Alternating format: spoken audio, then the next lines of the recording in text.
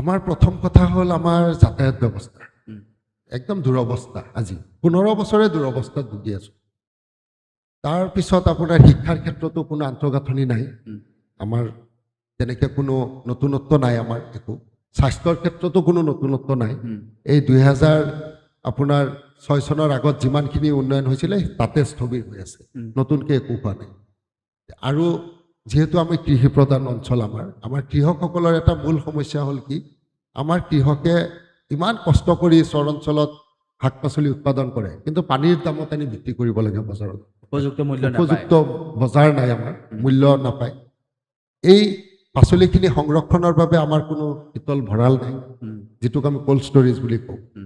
আজি আমাৰ ঢিং সমষ্টিত যদি 3টা কোল্ড ষ্টৰেজ হোৱাহেঁতেন আমাৰ মধ্য অসমৰ আটাইতকৈ ডাঙৰ বজাৰখন হ'ল আপোনাৰ ডুমডুমীয়া বালিসত্ৰ বজাৰ মধ্য অসমৰ আটাইতকৈ ডাঙৰ বজাৰ তাতে এটা কোল্ড ষ্টৰেজ হ'ব লাগে ঢিং বজাৰত এটা কোল্ড ষ্টৰেজ হ'ব লাগে আৰু আমাৰ মইৰাবাৰী অঞ্চলত এটা কোল্ড ষ্টৰেজ হ'ব লাগে